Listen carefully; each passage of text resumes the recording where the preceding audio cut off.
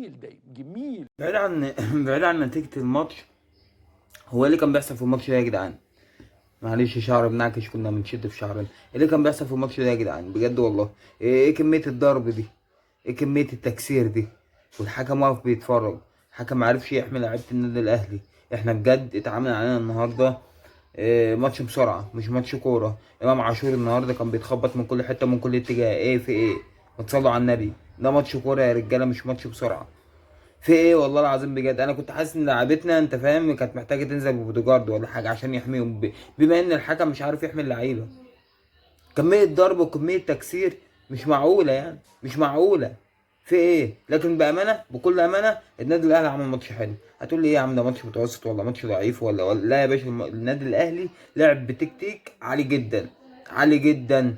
النادي الاهلي لعب ماتش نهائي، شوط اول من نهائي. ازاي يا باشا؟ فضل متحفظ، مقفل دفاعه كويس، كل ما بتجيله فرصه بيلعب بسرعه حلوه، بيلعب بسرعه جميله، بتربك دفاع نادي الترجي. النادي الاهلي النهارده كان شكله حلو، بيلعب بره ارضه، شكله جميل. كانت ناقصه بس ايه؟ شويه حظ وكانت الدنيا هتبقى حلوه.